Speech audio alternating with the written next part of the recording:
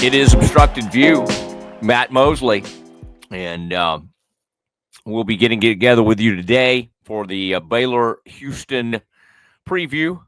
And of course, you hear me on ESPN Central Texas daily as well, from 4 to 6 every Monday through Friday. And will we take a day off for the holiday? Maybe. I might get Thanksgiving off. But Rogue is always amenable to days off, and that's very kind. And I hope everybody at Rogue, and I hope all our listeners have a tremendous holiday. But it is time to talk about Baylor and Houston.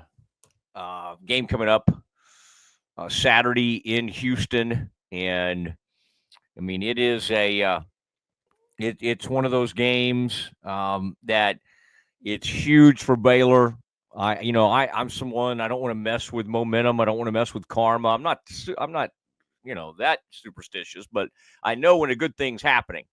And I didn't really see the point in all these proclamations of Dave Aranda coming back. I thought we kind of knew that they had turned it around and gotten bowl eligible as of last week and had a tremendous win, another great win. And I know people try to knock it. Hey, all these wins, doesn't matter what they've done before or since. The fact that you've gone 4 straight to take it from 2-4 to 6-6 is unbelievable. And we reacted to that game the other day, and it was just that was Sawyer Robertson at its best. That was history in the making. A team you haven't beaten in Morgantown, and then getting to 35-28 at half, and then letting the defense kind of bail you out in the third quarter, keep them out of the end zone. Offense then took it home, finished the game in the fourth quarter, and that's what you have to do. Houston is not a good team. Okay, we're not going to try to sugarcoat this thing. Their ranking is so low in red zone efficiency. When I saw the number, I thought, well, there are not even that many teams in Division I. That doesn't make any sense. That number's like way too low, and maybe they're counting like all of the divisions or something, because I saw some horrific number. It's also kind of interesting. It's a team that, here's where they're dangerous. It is feast or famine. I mean, they're coming off a road game at Arizona, not a great Arizona team that beat them 27-3. They've had games this year where it's just like, 20-0 to Iowa State, and yet they beat TCU. TCU's kind of rolling now, and we saw the offense against Baylor. They could put up points, and yet Houston held them to 19 points. Houston beats Kansas State, and Houston does tend to play a lot better at home. You can always count on those games not going over. Let me tell you how bad the Houston offense has been this season. When it comes to whether a game they're in, and this is kind of for our Vegas friends, people that maybe look into, hey, should I play this game? Should I not? I don't know. I mean, the way the Bears are playing, if you can get 8, right now I think it's 7.5. If you can get 7, I'd take the Bears to cover that. I really would. And I know that Houston plays well at home. This is I wouldn't call it a trap game, because Baylor's got Houston and then Kansas waiting. 2 of the bottom dwellers of the conference, both talented. I mean, Kansas just coming off a big win over BYU. Houston will turn around after playing Baylor and have to play BYU. And I wouldn't put it past them to find a way to beat BYU. That's how strange this Willie Fritz team is. I think he'll get them in the right direction. I think he's a heck of a football coach. He had the old quarterback from, you remember him from Texas Tech. Donovan Smith is his name, and he started the year. Lately, guy named Zion Chris has been playing for them. I mean, they have some guys that can run at the quarterback position. I mean, Baylor's had trouble with quarterbacks who can run over the years, even last week against West Virginia. And Garrett Green really gave them some problems in the first half until they finally kind of got that thing settled down in the second half. And really what they did is a great job in the red zone defense and a great job turning West Virginia over. They honestly, the fourth down defense was superb. And, you don't have to be great on defense if you can either turn people over occasionally, which his team hasn't been great at doing, but certainly Corey Gordon Jr. had a great turnover, or stop a team on fourth down, and that's what West Virginia couldn't convert on fourth down. The Bears could. Bears put that game away when it was 35-21. I guess it was 42-28, actually, and they just let 4th and 2, and they didn't take the field goal to put them up 3 possessions. They didn't care. Said, let's run it. We love their offensive line right now. We're pushing them around. Dawson, go hug a goalpost. Go run right into that end zone, and that's what the Bears did. I mean, this is you've seen the stats, okay? Baylor's the QBR of Sawyer Robertson right now is number 6 in the country. I mean, for the season, not just like during this streak. I mean, I think there's probably metrics that would say during this 4-game winning streak, he's the best quarterback in the country. I mean, I bet he's top 3. But during the whole season, he's number 6 in the country QBR. I mean, it wasn't like he was playing poorly. I mean, he didn't start until the 3rd game of the season, and now he's changed everything about Baylor. Right? He saved a lot of jobs. He saved a lot of people. And again, where Aranda deserves the most credit is just kind of staying the course, knowing they had talent, knowing they'd been close, and not letting the team get like overly frustrated. I mean, they went out to Texas Tech with an anger and a release and a passion, and they just put it on the Red Raiders, and they ran away with that game. And then ever since, I mean, they've had, close games against Oklahoma State, close game against TCU, but they got it done.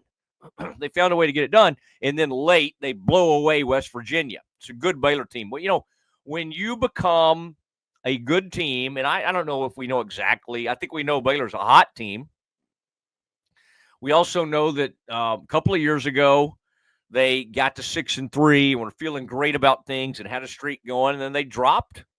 They dropped 4 games in a row at the end of the season. So what you can't do is now drop these last 2 games, and then it's kind of like everybody'd be like, well, I mean, the bowl game, feels kind of weird now.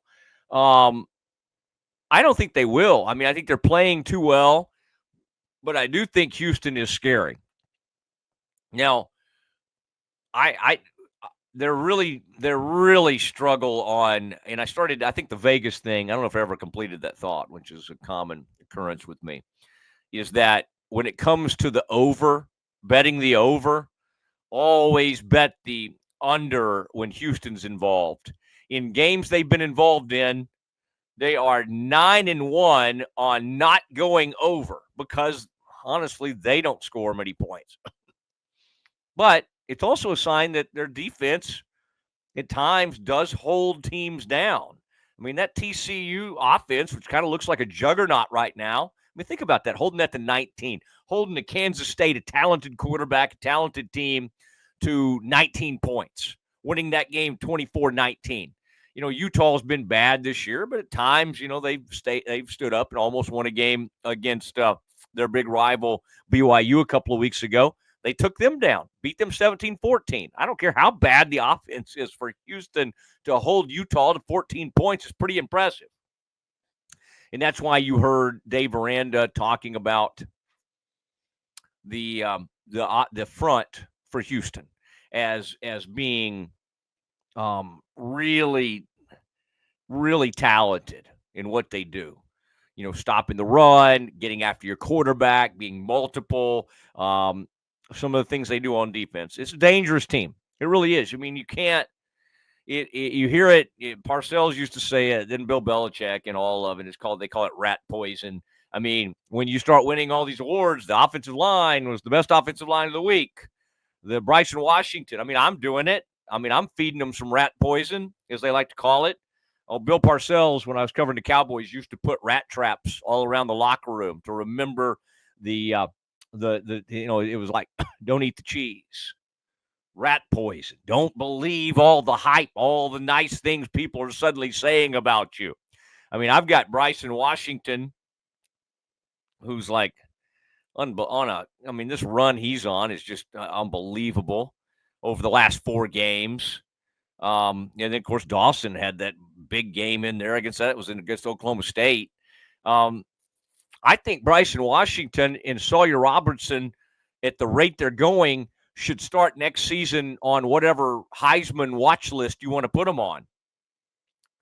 I mean, the guy at Boise State, Genty, who is from Texas, is going such great guns that he's in like kind of a top 3, top 4, in the Heisman race.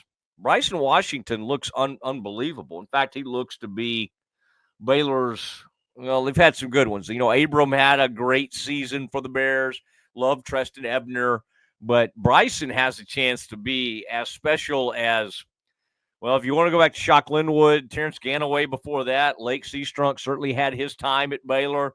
I mean, and you want to go old school, then you go back to some of the greats like Walter and Abercrombie and Alfred and all that. This guy's good. I mean, he's powerful. He's fast. I mean, he can turn it up on you a little bit. I mean, if he gets in the open field, I mean, you're not going to catch him from Franklin, Texas. I mean, that's a good sign. That's Baylor having great success with a local guy. And Franklin's, it's in the shadows of Waco. Let's call it Central Texas. I believe it is. I don't know who tries to claim Franklin. Probably because they're gotten so good in football. Everybody does. But we will in Central Texas. They're part of our coverage zone. So it's pretty amazing to watch right now. And then to kind of see more and more respect coming to Aranda, his staff, to see some of the comments from the 2025 class. One of the most amazing. I mean, let's think about what's happened at Baylor. You have Rule, who's responsible for what happened in 19, and then, of course, the year leading to that. Given where the program was, it was one of the most remarkable turnarounds in the country of the last 2 decades. And honestly, I mean, because that thing was in, I mean, it was awful, the post-scandal. Now, of course, what Briles did after just Baylor wandered around in the wilderness post-Taft for however long that was, golly, it felt like forever, 13, 14, 15 years, whatever it was. Then Art led Baylor back. This season was in the tank. Everybody had, kind of moved on, including me. I mean, I thought the whole staff would be out. Dave would be out, and I'm sure he had thoughts of like, man, this isn't looking good. But boy, credit them. They went out on the road after falling to 2-4. They were still recruiting and still going through everything. And at the time, I thought, well, they're just kind of going through the motions. No, apparently not, because they got this team to believe, and then the team got hot, and now the team has a bit of swagger to it. And now this is, I'm trying to think who first brought this up to me to give them credit for it, but it's a great comparison. I think it's Eddie Lackey, who was part of the Baylor 2013 championship team and played on the Baylor team in 2012. And Eddie Lackey was a tremendous linebacker, but his point recently was that, that this has some similarities with the Bears from that 2012 season. Slow start. I mean, they were like, I don't know, maybe kind of like this, kind of almost like 2-4, not, struggling. Had a great fun game against West Virginia, but beat 70-63. And you got this Nick Florence's 1 year as the standalone starter, because he'd come in for RG3 and given up 1 year of his eligibility. I mean, they had, and then they just turned on a dime. They had a huge win over Kansas State. And then by the end of the season, they were as hot as any team in the Big 12. Nobody would want to face them. They just had everything rolling, and that served as the launching point, the impetus for championship team in 13, and another championship team in 14. And those teams, it was an amazing time led by Bryce Petty after taking over for Nick Florence in 2013 as quarterback. I mean, I was trying to even put this in perspective of like who Sawyer's playing like. And while I appreciate the efforts of Bohannon and Shapen and Brewer and some of those quarterbacks that have helped lead Baylor to a lot of wins, especially what Gary had an unbelievable, I mean, from a win-loss record, Gary had one of the great years in Baylor history. But in terms of all that he can do, from the running to the accuracy to the deep ball to just the intangibles, man, you got to go back. You got to go back to some great ones. I mean, Seth Russell, we never totally got to see the full Seth Russell experience because he got hurt, and he was a great, great player. And but I mean, I'm talking about Seth and you know, I mean, Nick, and then of course Robert before that, and Bryce. I mean, maybe because of the size and everything, Bryce had good size and certainly had great accuracy. I mean, I think you could argue that he had more speed and weapons in that offense than Baylor does now, but these weapons are pretty good. I mean, my gosh, Josh Cameron's having a great season. Ashton, Monterey. I mean, they got game breakers all over the place. I mean, let's remember, we thought Ketron Jackson was going to come back and maybe have a tremendous season this year, and he's either been hurt or just really hasn't been very involved in the offense. Cameron's just a load.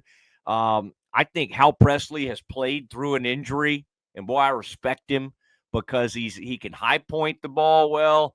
I mean, Hal is a load. I mean, he can do it all, but he works the sideline really well. So you got speedsters in Monterey, and Ashton's got plenty of speed, but he's also can make any catch, and great inside receiver. And then you got Cameron, who's just turned into a monster. I mean, I don't know what Cameron will run. I mean, I was just looking on the Pro Football Hall of Fame semifinalists, and I was kind of in my mind thinking about just a minute ago, like who he would remind me of. And like Anquan Bolden had a big body. He wasn't that fast. I think Cameron's going to end up running, when it comes to NFL stuff, he's going to run a faster 40 than Bolden ever did. I mean, I think Cameron might be able to run a 4.5. I mean, Monterey is definitely like a 4.4, maybe 4.3 guy. I mean, it's crazy how fast some of these guys are. So the weapons are there. Got a great two-headed monster at running back. So this is an exciting time for Baylor football, and we just didn't see it coming, but it has come, and now they have a chance to climb to 7-6. And I mean, I don't know why I keep saying 6-6 a minute ago and all that. 6-4, obviously, and I mean, I'm sure some of you, however long ago, were correcting me as I went, but I was thinking back to that old season where they had the rough ending and finished 6-7. They have gone from 2-4 to 6-4, and now have a path to finish the regular season 8-4, and then win a bowl game that was 9-4. Again, you got to get this thing done, and I don't think there's any worry. I think they're excited enough and feel good enough and are hungry enough that the laying an egg, I'm not saying there can't be moments where they don't make mistakes and maybe even play poorly at times against Houston, because Houston has made some teams do it. I mean, K-State's a good team. TCU's become a pretty good team, and they beat those teams. They're 3-4 in conference. This is not Oklahoma State. This is not Utah. I mean, they beat Utah. They beat Utah 17-14. I'm just saying, for as bad as this Houston team has looked at times, Fritz has somehow carved out a few wins. And so they have something to play for, too. They could win their last two games and get to bowl eligible. I don't think he's really – I think he's made this thing all about Baylor. And, man, it's been a fun rivalry over the years. One of my – just to give you a little historical perspective, I was a freshman at Baylor, 91. Bears were having a great year. J.J. Joe leading the way, throwing to Melvin Bonner. Houston was ranked. They were great at the time. And, man, the Astrodome was a fun place. and they had David Klingler, and I mean every receiver you can imagine. It was just they had assembled some greatness, and the Bears went out there and with Santana Dotson, Robin Big Cat Jones, and others, and just put the hurt on them. This was like a year after Houston had beat up on them 63-14 one of those years or something crazy like that, had really put it on the Bears. I mean, this was back in a period of time when Houston, like, one time beat SMU 95-21. That's the kind of stuff. So this Houston offense is a far cry from that. But those were really cool days for Grant Taft and the Bears to go out there and put it on a Houston team. And I remember the team dancing out there at the Astrodome, after the game, being in the Baylor line, all of that stuff. And the Bears in that game improved to either 6-0 and 7-0, and were tracking. I mean, they had gotten all the way up to either number 6 or 7 in the country. So they've been fun. Houston had great teams with Bill Yeoman. Then they fell on kind of hard times. And then they rediscovered things under Jack Pardee. John Jenkins was in there for part of that.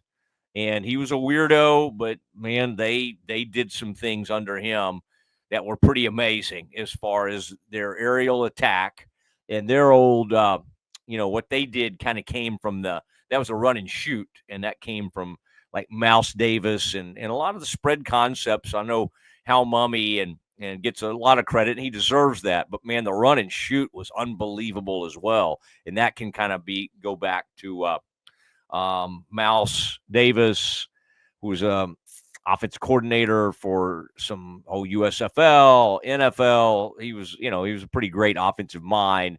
And boy, whether it be Pardee, and then Jack Pardee was this famous former NFL player who went on to become a really good coach. And Jack Pardee, anyway, he was a great college player, and so kind of he came to Houston. Right after Yeoman, probably late 80s into the 90s. They were scary. Houston's doing some kind of blue out. I don't really know what that means unless they're trying to do like the Love You Blue. That was always a little weird that U of H claimed those uniforms, because I think the Oilers, Houston always had its own uniforms, and so maybe that was just kind of trying to be Houston's team, much like SMU has tried to be Dallas's team, although I don't think SMU would ever try to put on like the Cowboys colors or something ridiculous like that. But whatever, that was fine. I mean, it was kind of fun to see when Houston put on those uniforms, because then it was weird. I think the NFL wanted to try it too. I think the Titans may have. Did the Texans or the Titans? I guess it was the Titans. Somebody put on the Love You Blue type uniforms. Of course, that was Bud Adams and his family that moved that team to the Titans. I mean, they shouldn't even have been allowed to do that, but whatever. So a blue out, whatever, we'll see what that means. I see the Bears winning this thing. I mean, Houston's defense is a little bit concerning. Nobody just crushes them. Iowa State, when Iowa State was on a roll, only beat them 20-0. It's not like they put a ton of points on them. They just got beat by kind of a bad Arizona team, like 27-3 or something. I kind of see the Bears, somewhere hopefully similar to that. I see maybe a 34-10 win for Baylor. Maybe 34-17. Maybe it's kind of like Baylor has been recently, even against Tech. That ended up being a blowout, but it was still a game into the third quarter, and then the Bears started to pull away. Might be like that. I could see maybe the Bears being up 14-7 at halftime and then kind of pulling away in the second half. Let's hope, though. They score 35 points like they did against West Virginia and hold Houston to like 7 or 10 or whatever, and then just have a big lead and can kind of keep some people healthy and maybe even give Sawyer a little rest. I mean, I don't know what DeQuan's up to. It doesn't seem like DeQuan's been on like the injured list, and I don't know. What I don't know is if he's trying to preserve like another year of eligibility and go somewhere else. I don't know. And more power to him if he wants to. I was excited to get to see him play and everything, but sometimes you pick the wrong quarterback. Baylor did it. SMU did it this season, and now that they have the right quarterback in, they're going crazy. They're putting up huge numbers. So this is great. It's going to be a lot of fun. So the Bears have a path to 9-4. And if bowl game, I know everybody kind of wants to know. We don't know for sure on that. Liberty Bowl's been mentioned. That's the one in Memphis. Bears played in the Liberty Bowl 1985, beat LSU 21-7. I think that was the Liberty Bowl. John Simpson was starring for the Bears, the speedster.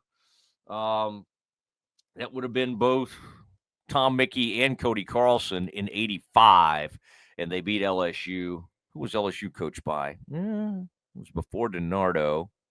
Arnsberger? I don't know. But they beat them 21-7, and that was good. There's also the Houston Bowl. And I know people are kind of like, I don't want to go to Houston. We can go to Houston anytime. But, I mean, we can get the most fans to Houston. I don't really – I mean, honestly, after the horrible experience at Amon Carter, and I mean, I love the bowl. I love the military folks. But, I mean, just having to play in TCU's stadium, that was awful. Got, beat by Air Force. So I think the Texas Bowl would be a huge step up. In terms of where you are, the fans wanting to come, being an indoor game at a cold weather time. I mean, I think all that would be fun. So Liberty Bowl, I think somebody just wanted to go to the Pop-Tart Bowl, so I don't even think that's a real thing. But I do think the Houston Bowl is a possibility. I don't know. Used to be the Alamo Bowl was a pretty decent bowl, and still may be. And that was a fun one. We went there, I think, with RG3 and played Washington because there was another RG3 team when Arts first. I think that was in Houston to the Texas Bowl. It's now called the Texas Bowl, and that was, I think, a loss to Illinois. That was when Art kind of got over that big hurdle of getting to a bowl game. As great as some of those Art teams were, sometimes they had a little issue in those bowl games, as you'll remember out in Arizona, and as we'll remember in the Cotton Bowl. And I won't keep bringing up bad memories, but some of those games did not work out. Holiday Bowl was fun that year. I do recall that one as well. But lots of good stuff to talk about. But the Bears, Baylor men's basketball plays St. John's. As we're recording this on a Monday, it'll be, on a Thursday. It'll be tonight at 6 o'clock. Okay, so we'll probably drop this around the time that's starting, and that'll be a great opportunity for the Bears, and we'll see what happens against Rick Pitino and St. John's. And I think maybe St. John's is ranked. I'll have to check that. The women are also headed to the Bahamas, so that game will be in the Bahamas. Women are in the battle for Atlantis, and we'll start off against Southern Miss on Saturday. If you want to watch that, of course, if you want to listen to it, ESPN Central Texas is a great place to do that for both the men and the women. We'll be giving you more details on that. But if you want to watch the women, Flow Hoops, FLO. All right. There's also an organization at Baylor, but some kind of leadership thing, as I recall. Flow Sports. You got to sign up for it, pay for it. Maybe there's like a free subscription or something you can do. But I know I'll be doing it because I want to watch the Baylor women in that particular tournament. And you can get it, I think, get it on your screen and just work with it. And you'll be fine. You don't have to watch it on your phone. You can download the app or something, I'm sure. I appreciate my man, Zach, who's a new dad. And Big Jack is resting well and growing by the day, eating. And so great that Mom and Jack and the whole gang is doing well there. And appreciate everybody at Rogue Media Network, Mike Hamilton, and Zach, Josh, the whole gang, all hands on deck, and Corey, of course. Everybody doing a great job there. It is Matt Mosley. It's Obstructed View. And let me remind you, also listen to the Doomsday Podcast. That's our podcast through Rogue Media Network that I do with Ed Werder. And you can subscribe to that through a YouTube page. Go find the YouTube page. Go to Spotify, Apple, Stitcher, wherever you listen to your podcast, and you can listen to that one and listen to my radio show and anything else I can think of. Oh, after the Houston game Saturday night, I will be reacting to the game. We'll get some like real-time reaction, almost real-time. We turn these things around quickly, so you'll about an hour or so after the game, you'll hear from me. Appreciate everybody who's been a part of this one. And for Rogue Media Network, I am Matt Mosley. I'll see you next time.